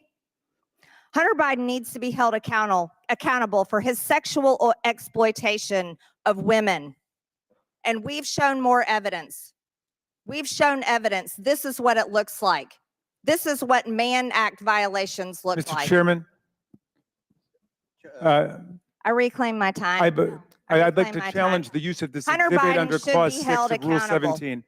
It is sad that my Point Democrat of order. colleagues Point of order. pretend to care about women's rights while allowing Hunter Biden to exploit women. This is a shame. But let's talk about. Chairman, there's a parliamentary challenge before us. The point of Mr. order. Chairman, point of order. Who's the point? And we'll stop the clock for you, Ms. Green. Mr. Chairman, our colleague from Georgia has introduced before pornographic exhibits and displayed things that are really not suitable for They're hunters. children who might be watching. Hunter stuff. And, bathing suit's not suitable, Mr. It's a Ratcliffe. bathing suit. I'm saying I would like the member to be instructed to not introduce any pornography today, at least without running it. A through the chair bathing first. suit is not pornography. Well, we Mr. can't see it Raskin. from down there, so you didn't make it available to the minority before you Seen started. it before. It's a on bathing on the suit. internet. It's everywhere. And you are submitting a naked woman's body. This is a bathing suit. Yeah, It's a bathing AOC. suit. And it has not been clear before this committee. All right. Glasses big on. Do juicy you wear them booty. or not? It's a I have bathing suit. contacts in. Thank Oh, you. congratulations. Oh. Right. Right. Oh my gosh. I have contacts in. Well, then why can't you see AOC? What are you, blind? Look over here. It's a bathing suit. We know that she wants to date Alex Stein because he said that she had a big, juicy booty and she was a hot tamale. So she knows what a bathing suit looks like. Okay. She shakes that big, juicy booty all around Congress. So she knows what's going on here. And she also has contacts on. Why can't she see? Clear before this This committee. All right. glasses on. Do you wear Okay. them or not? It's a I have bathing suit. contacts in. Thank Oh, you. congratulations. Chair, ask All the right, let's screen get back to proceed. it. Now let's talk about more evidence the Democrats have denied that's turned out to be true. We all know Joe Biden is the big guy. We We do. confirmed that Hunter Biden was lobbying his father. Here's another example that was just released yesterday. This is from a timeline from one of the IRS whistleblowers and quotes an email between Vuk Jeremic, a Serbian politician, and Hunter Biden. Did you have a chance to talk with the big man? He's receiving my prime minister on Wednesday. Please let me know if you think that what we discussed back in DC can be mentioned in the meeting. My domestic strategy, how I proceed in dealing with my government, very much depends on whether it happens or not. This is a conversation between Hunter Biden and Vuk Jeremic. Who's the big This man? is called influence peddling. This is how Hunter Biden was selling his father's political power and influence. And this is a perfect example. This is evidence right here. I'd like to remind Chairman. everyone that this is the beginning of the impeachment inquiry, where we're casting a wide net and finding every single person, whether it's last administration, the administration before that, and whether it's the current administration that has covered up the Chairman, point crime of order. of the Biden Thank you. family.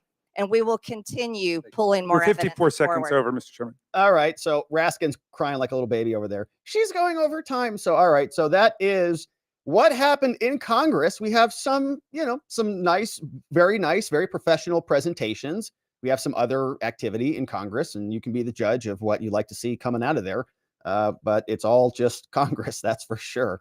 But the good news is we've got the House sending subpoenas over to Joe and to Hunter Biden to get access to their bank records, where a lot of the fruits of the crimes are sure to be found. And of course, my friends, we'll be here to continue to cover it. Thank you for subscribing. Thank you for going over to robertgovea.com to sign up for our daily newsletter so you get all the goodies delivered to your inbox. And we'll look forward to seeing you on the next one.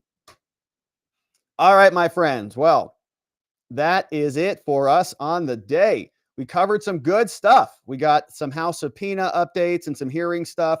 We heard a little bit more about the documents and the exhibits, and we had Garrett Ziegler come by the show. Shout out to Garrett Ziegler and our friends at MarcoPoloUSA.org. We also learned a little bit more about the scope of this entire thing, and that this is just the beginning, right? And it's the very start of this. Nancy Mace helped to clear us through and get us started. Impeachment inquiries will continue on, and we'll be here to continue to cover it. And so now, my friends, it is time to hear from you and to see what you have to say about this over from our friends at watchingthewatchers.locals.com and on YouTube and on Rumble and all over the place. The web address is right here, watchingthewatchers.locals.com. And let's see who is in the house on this lovely day. Getting us started, we've got C. John bringing in 5 new members. Thank you, C. John, for doing that on this lovely day. We got Brenda F. Mick Kev is coming. Christy M. Cher from NY. And we've got Antonio coming in courtesy of C. John, starting the day off very nicely for us. We've got this one from David Nelson, says Geeks and Gamer. Oh, I think this was earlier this morning. Geeks and Gamers are the 199 Legion. Oh, that's good to know. Geeks and Gamers are the 199 Legion.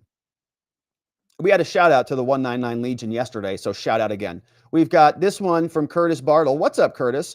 Bringing in 1 new member. Woo! Guess who's coming in? GC's coming in. Welcome, GC. And to our YouTube members, make sure you grab the Telegram link. That's where we're going to be doing our after party chat here after the show. We got MT Coiner joined us over on YouTube. Says, thank you for your coverage. Thank you, MT Coiner. We're glad to have you. Thanks for joining and being a member for 1 month. The first month's the hardest. It gets easier after that. Radice says, can you run over and do an interview with Miss Hobbs tomorrow? When will she steal her office back? Yeah, if she would talk to me. Here's my first question for you, Mrs. Hobbs. How dare you? See how that one goes. Yeah, but I have a lot of questions for her, actually. I'd love to interview her. If you can set it up, Radice, I'll be there. Jennifer Newman, what's up, Jennifer? Thank you for saying this, as I really appreciate everything you do. I really appreciate you, Jennifer. Thanks for the nice super chat and for stopping by here today.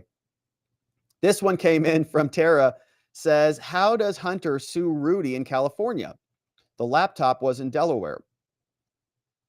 I don't know. Probably because he lives there. And I think he's saying that his rights were violated there. Maybe the conduct at issue on the laptop was in California. In civil suits, you basically just need some like nexus with the place. It's not like a criminal case where the like in a criminal case, the criminal conduct has to be geographically bound to the court. Where the court is geographically bound to the area where it's located, the crime was located. But this is just a civil claim, so jurisdiction's a little bit different. And I think they actually invoked diversity jurisdiction, which means you got two people from two different states.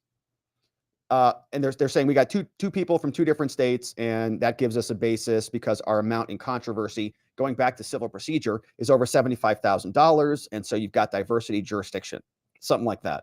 Don't hold me to that. G-Gum's here, sharing this one. Look how good this one is. G-Gum says, thank you, Rob and Garrett, for shining that big, beautiful spotlight. And Garrett Ziegler, Captain America. Man, he's a fighter, right? He's out there. He's speaking. He published the whole book, right? They're getting sued. They're really out there fighting. So make sure you're giving them all the support that you can muster up. MarcoPoloUSA.org to get a copy of the report. There it is. Man, look at this high res, high quality. This is good. All right, I'm going to have to text that over to him. That's too funny. Gigum Gigum, thank you for doing that. That is a really good one. Super high res, super high quality. We'll save that. Did you post that in the Telegram, hopefully? Ziegler, Captain America.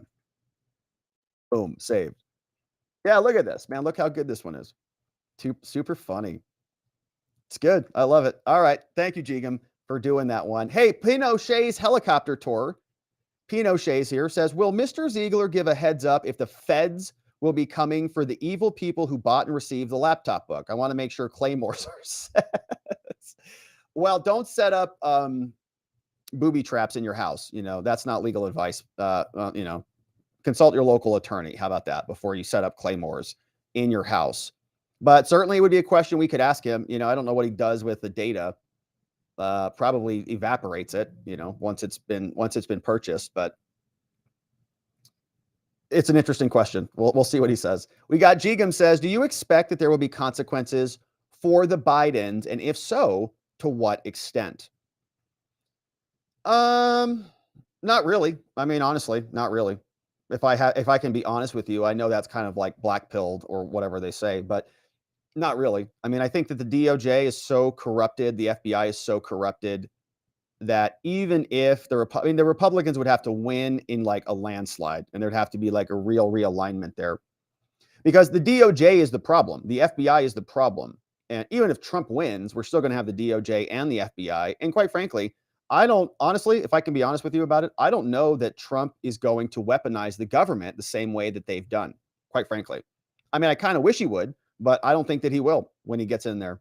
So I don't think that there will be actual real serious repercussions. Maybe he resigns for health reasons or something like that. But no, I think the DOJ is doing everything they can to button this up, and they've still got another 18 months to finagle it to do it. So I know that's probably not a great answer, but it's kind of true. Norman's here, says Garrett equals a force of nature.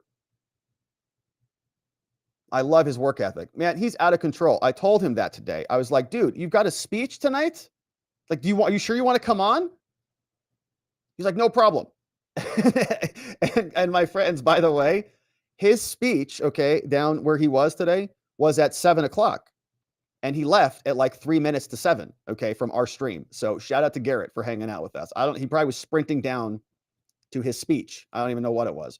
So shout out to Garrett. He is a force of nature, and he's driven by truth, man. He's got a lot of energy, and I can really relate to that. That's why we love having him. We'll always, try to help people who are out there putting the good fight out. So shout out to Garrett. We got Jigum says, hey, everyone who thinks today's show with Rob and Garrett was amazing, don't forget to hit the like button. Oh, and bacon. That's Vientikiss hitting the like button. That's our friend Vientikiss, courtesy of Jigum Gigum. Thank you for hitting the like button. Very much appreciate it. Zoji says, thank you, Rob. Great guest. I'm behind. Well, hopefully you catch up, Zoji. But thanks for being here. Yeah, and thanks for the dono. We love Garrett. We always love having Garrett on. He's just a wealth of knowledge. We've got Dolphin Fan is the man, bringing in 5 new members. We got TJ's here. CG is here. We got Austin L, Gail G, and TX Mom is in the house. Thank you, Dolphin, for bringing in 5 new members. Dolphin Fan is the man. We've got Pinochet's Helicopter Tourist says, MTG Marjorie said music to my ears. Wide net, expose them all. Yeah, I mean, and she talked about that same concept of human trafficking that, Garrett articulated for us here. And I agree with that, man. It's like they talk all the time about how much they care about people and victims, and they just don't really. I mean, when it comes down to it, I don't buy it. I just don't buy it. Bill Evans says we should all send AOC congrats cards. Congrats for her contacts. Hey, Bill, 8 months as a member. 1 more month, man. We got a full baby coming out. And so we should all send AOC a congrats card and for her contacts. I don't know why. She still can't see anything. Knox Bierman says working on a writ and listening. Was that a congressman who said the S word on the congressional record? Yeah, it was. It was. She said well, it wasn't just. So Nancy Mace said BS. She said the BS word.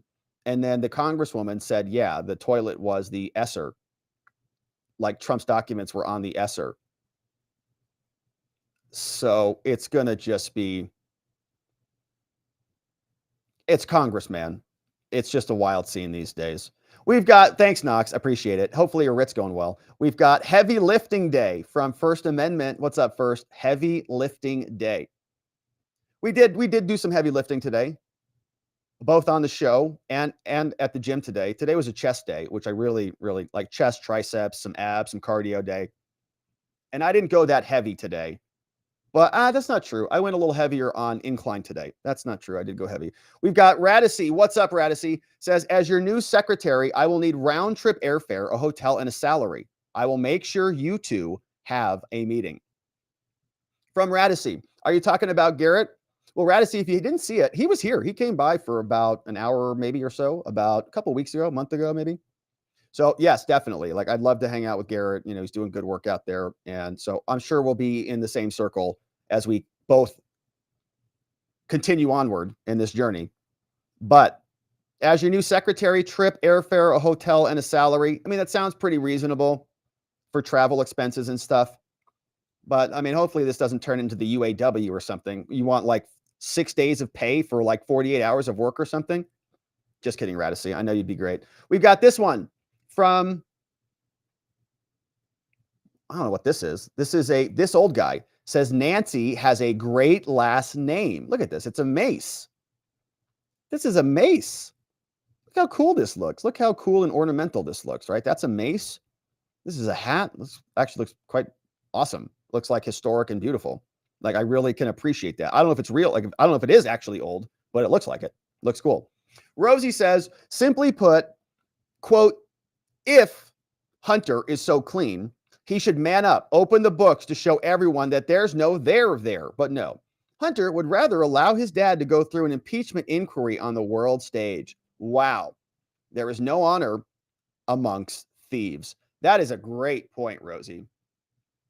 That is a great point. If they're so in love with each other, why is Hunter suing Joe's IRS? That's his daddy's government. You're suing, son. You're suing me? I run the government. How can you sue the IRS? I'm shocked.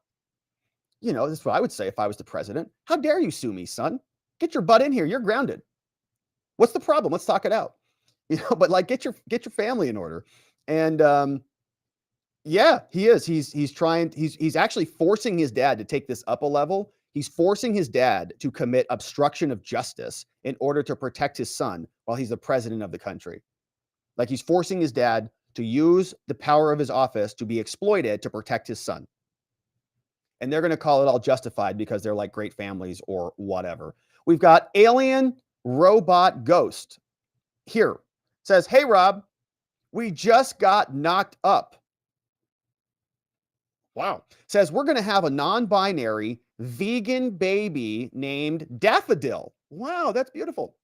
And we're going to co-parent as a same-sex domestic partnership, all while living in the Chaz compound, which is remember the autonomous zones that were set up around this country? The Seattle Autonomous Zone or whatever, Chaz, Chop, the whatever it was. So that's fun. All right, cool. Non-binary vegan baby named Daffodil. That kid's going to be a disaster. Actually, probably probably be president, probably be AOC's vice president or something like that. All right. Thanks, Alien. We've got this one from Salty Sarge. Says, of course, the FBI and the DOJ held on to all the incriminating evidence of the Bidens. It makes sure that their coffers are full and that they have all the power they want for the next 4 years. Right. So you're kind of creating a bit of a honeypot so that if you need something, you can just pull it out. Oh, you don't want to do what we want here at the FBI? Well, guess what? You're going to be indicted. Oh, crap. Okay, I guess I'll do that. It's like the ultimate methodology of control. We got, thank you, Salty, on Rumble. Flash is over here on Locals. Says, I have yet to discern the potential rationale behind Hunter Biden's decision to pursue legal action against Rudy Giuliani. Is Hunter attempting to exert pressure on Giuliani, who is a pivotal figure in a legal investigation? Yeah, I think that's probably it. So if I were Hunter's team, I would say we got to go after, everybody who is talking about this case. Like the main people who are talking about it, sue them. Why? Shut them up, one. Number two, hit them in the pocketbook. Okay, costs Hunter very little. He's got endless money because he's got, endless pockets. Giuliani's got to go out there and, create content and earn a living. So he's got to, come out of pocket, and it chills other people's speech. So other people who might want to talk about this stuff, like yours truly, or like Garrett, maybe we get scared. You know what? I'm not going to talk about the Hunter Biden laptop anymore. Okay. Maybe Abby is going to sue me or something like that. Right. People will get freaked out about it. And that might be a real thing that happens, but it is what it is. We got to tell the truth here. So that's what I think the effort is. Now, that will cause people to react. And I think that probably more people will not talk about the Hunter Biden laptop because their legal departments tell them you might get sued if you do. Great comment from Flash. Hey, Dan Stewart is a supporter. Welcome aboard, Dan, as a supporter. And hey, to our YouTube members, don't forget to grab that Telegram link. It's in the community tab section on our YouTube channel. You can grab the link and join us over there for the members only after party. And now let's see who is joining us on the X. Do we have anybody who is chiming in over here? 6 people. We do. We've got 6 people over here. Let's see who is joining us on this day. And in the house, we got Vienticus Prime says, are we going to go back to the days of fights in Congress? Like canings, Wasn't somebody got caned one time, like Senator Sumner or something, caned somebody else? We might as well. Danny says, watch the Biden inquiry. Someone please shoot me. One side asked questions, the other side just whined, from Danny McWilliams. And we got Vienticus. Danny says, that was a great interview. 79 viewers over there. Woo! 79 interviews. Somebody's selling what? Hunter Biden laptop on eBay for $500? What? That's kind of not fair. It's not appropriate. Hey, look what's up. We got as high as 67, as high as 78 viewers over on the X. Woo, that's pretty fun. We got TAM is over there. We got old drill sergeants over there. Don't be hating's in the house. And no, you can comment. Don't Be Hating says, we can't comment on live posts without a check mark. No, you can. You're right there. Gotcha. Right there. Boom. So yes, Kim D. Odom says, fascinating hearing, except for the obviously desperate Democrats. So shout out to our friends over on the X. Thanks for joining us on the X. We have an X community now called Watching the Watchers, which looks like this. You can go and search for it, Watching the Watchers. And here is the latest from our Twitter X community. And so we'd love to see you over there and join us and connect with other fellow watchers all across the fruited plain of the internet. But my friends, that is it for us on the day. And we are going over to watchingthewatchers.locals.com for our members only after party. And we would love to see you over there. We do member only streams in the morning. We do Saturday streams, and it's fun. Come join us, watchingthewatchers.locals.com. Also check out our new website, robertgovea.com, to get the latest show news and reports. Don't forget about our friends at fieldofgreens.com. You can save 15% off real organic superfood when you check out and use code Robert. That way you can save and get nutrified. And remember, the vegetables, they want to be eaten. The mods who help mod down the fort for us and keep things nice and orderly, our friend Vienticus Prime, we got K-Bean, we got Just Cause, we got Playin' Hooky, Ronnie Cole, our friend Zulu, Beyond Geo, we got Zach Nichols, John Allen, Janek, Dog Digger, and Donut Mind Me, along with John McGarvey, modding down the fort for us, keeping things nice and orderly. And of course, our meme smiths, Jigam Gigam, memeing it up, and Captain America-ing Garrett Ziegler for us. Thank you, Jigam. Along with Sleepy Dog Lee and our friend Nathan, NA10, memeing it up. We appreciate everybody who helps put the show together. But that, my friends, is it for us on the day. And so we are going to leave it right there. We are going to head over to watchingthewatchers.locals.com to chat for our debrief. We'd love to see you there. But if not, well, that's all right. Tomorrow is going to be Friday, and there's going to be a lot more to attend to. And so, of course, we are going to need you right back here so that together, with your help, we can shine that big, beautiful spotlight of accountability and transparency down upon our system with the hope of finding justice. Make it a beautiful night, my friends. Sleep very well. I'll see you right back here tomorrow. Bye-bye.